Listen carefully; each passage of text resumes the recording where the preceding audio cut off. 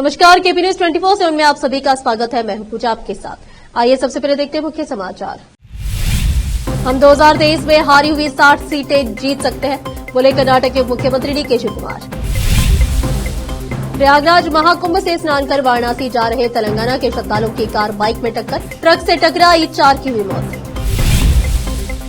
तेलंगाना सुरंग हादसा, 48 घंटे से फंसे 8 मजदूर बचाव अभियान जारी। विदेश मत चले जाइए, डॉक्टर से बोली ममता बनर्जी। आर्जिकर कांड की याद और लोहे की जंजीरों का दिखाया डर। दिल्ली विधानसभा में पेश की गई सीएजी रिपोर्ट, भारी हंगामा, आपके सभी विधायक सस्पेंड।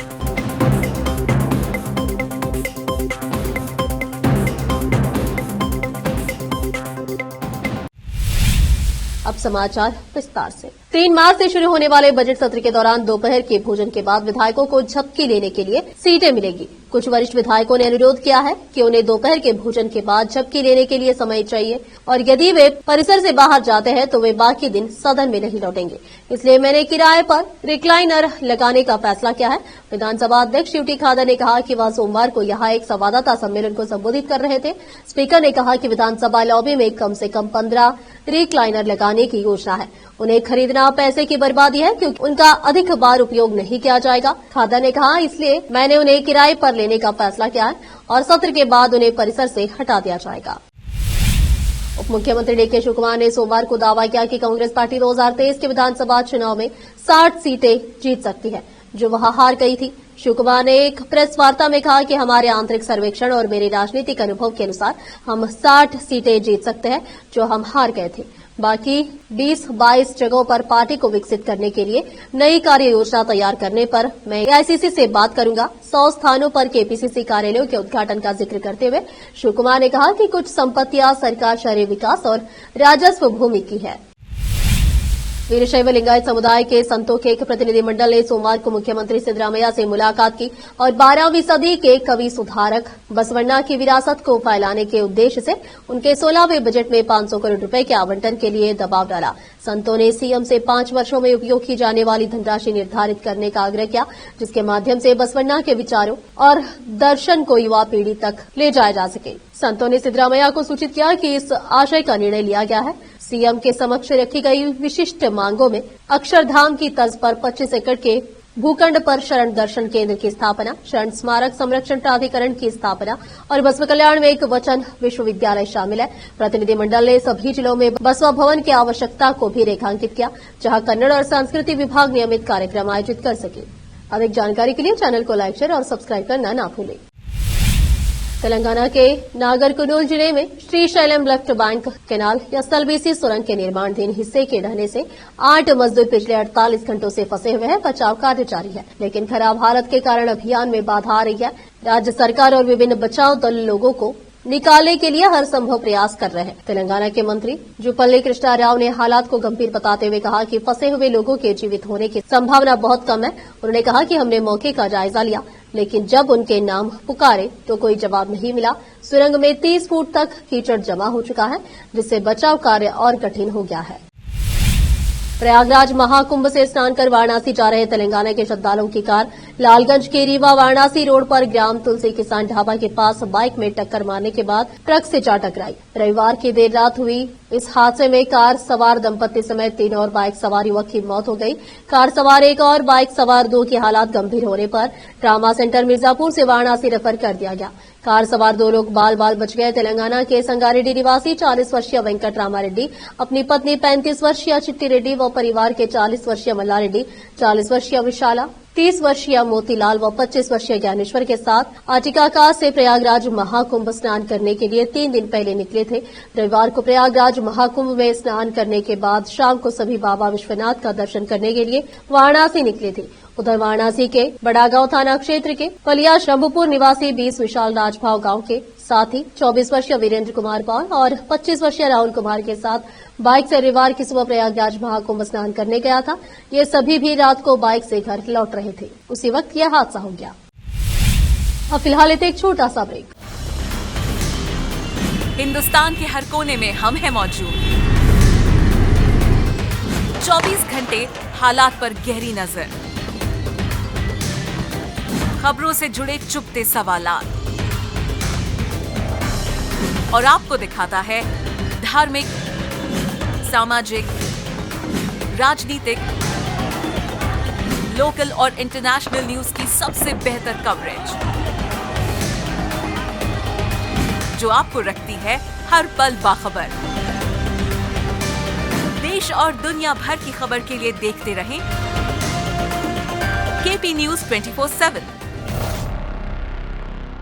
नूर एजुकेशन ट्रस्ट बीदर की ओर से चलाए जाने वाला Noor MEd and BEd college Bidar, recognised by NCTE Delhi and affiliated to Bidar University, Bidar. Admission are open for the academic year 2024-25.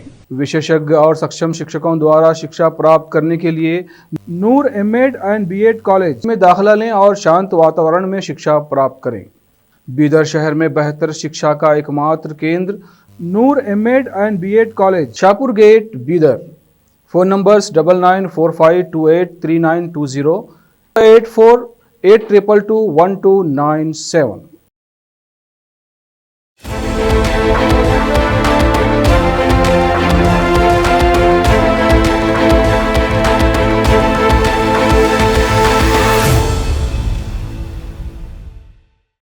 Break के बाद आप सभी का स्वागत है। आइए देखते हैं देश के अन्य समाचार। पश्चिम बंगाल की मुख्यमंत्री ममता बनर्जी की सोमवार को 675वीं सीनियर और जूनियर डॉक्टरों के साथ बैठक की।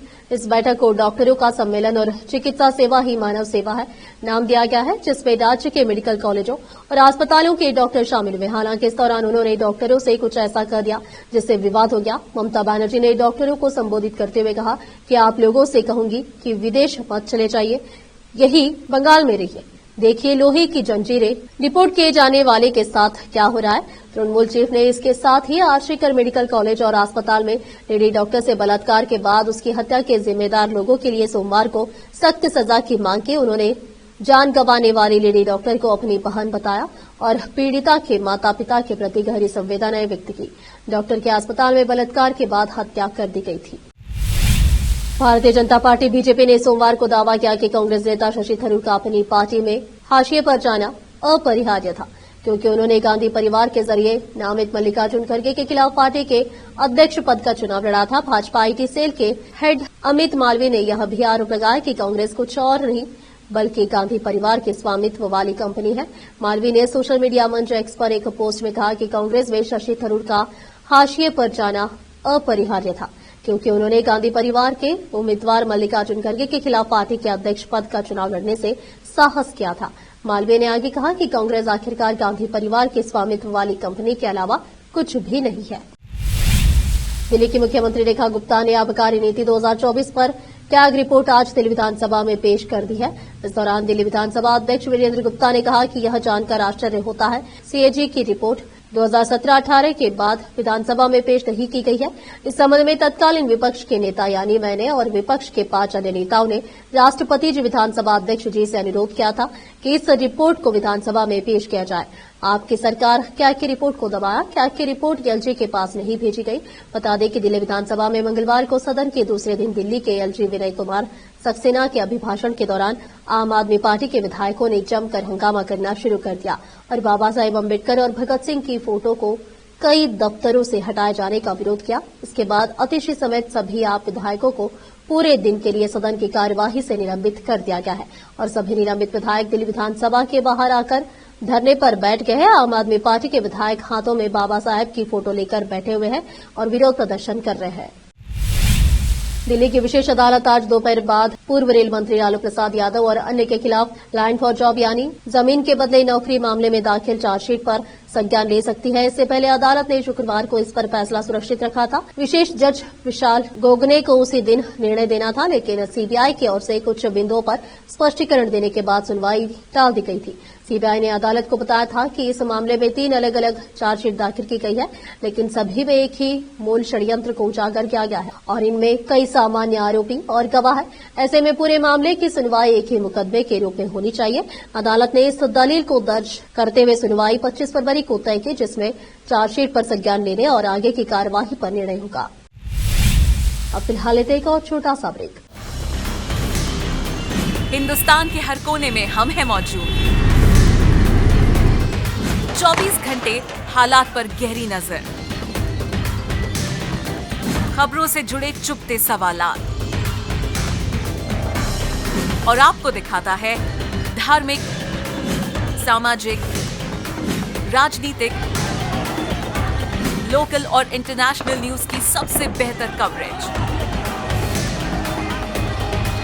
जो आपको रखती है हर पल बाखबर।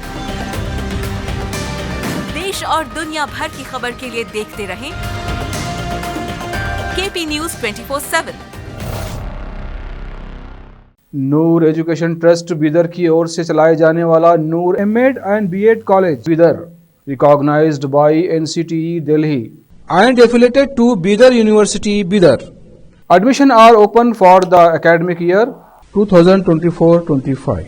विशेषज्ञ और सक्षम शिक्षकों द्वारा शिक्षा प्राप्त करने के लिए नूर एमएड एंड बीएड कॉलेज में दाखिला लें और शांत वातावरण में शिक्षा प्राप्त करें। बीदर शहर में बेहतर शिक्षा का एकमात्र केंद्र Noor MEd and BEd college, Shahpur gate, Bidar. Phone numbers 9945283920, 8482221297।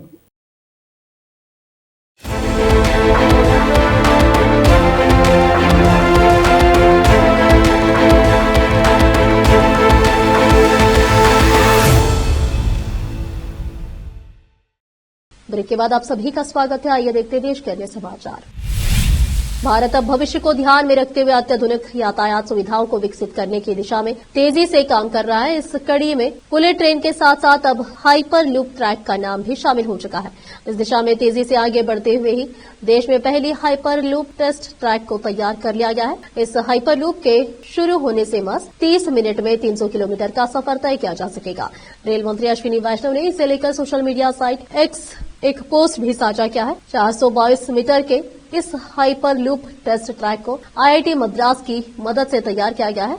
Rail मंत्री ने टेस्ट ट्रैक के तैयार होने पर बधाई भी दी है। साथ ही कहा है कि ये भविष्य के यातायात को और सुगम बनाएगा। ड्रग्स माफियाओं के खिलाफ पंजाब सरकार की तरफ से एक के बाद एक कार्रवाई की जा रही है। इस बीच माफिया के अवैध निर्माण पर प्रशासन की तरफ से बुलडोजर कार्रवाई की गई है। यह कार्रवाई सोमवार की रात तलवंडी गांव में हुई है। ड्रग्स माफिया का नाम सोनू बताया जा रहा है। जानकारी के अनुसार सोनू 3 साल से ड्रग्स तस्करी के कारोबार में शामिल था। उसके ऊपर ड्रग्स तस्करी के 6 एफआईआर दर्ज है। बताते चले कि पंजाब में नशा तस्करी के खिलाफ भगवंत मान सरकार की तरफ से कई कदम उठाए गए हैं। सरकार ने ड्रग्स माफियाओं पर कार्रवाई के लिए anti narcotics task force ANTF की स्थापना भी की है। हाल ही के दिनों में पंजाब पुलिस ने ड्रग तस्करों के खिलाफ बड़े पैमाने पर अभियान सफलतापूर्वक चलाया है।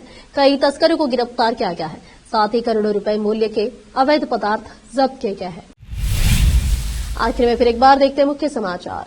हम 2023 में हारी हुई 60 सीटें जीत सकते हैं, बोले कर्नाटक के मुख्यमंत्री DK शिवकुमार।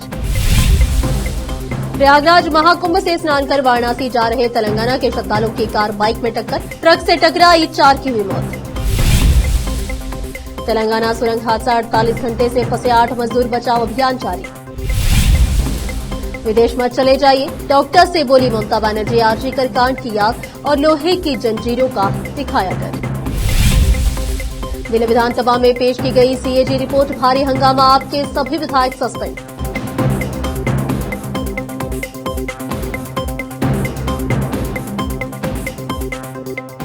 देश प्रदेश के समाचारों के लिए देखते रहिए आपका अपना चैनल केपी न्यूज 24/7 और अधिक जानकारी के लिए चैनल को लाइक, शेयर और सब्सक्राइब करना ना भूलें। धन्यवाद।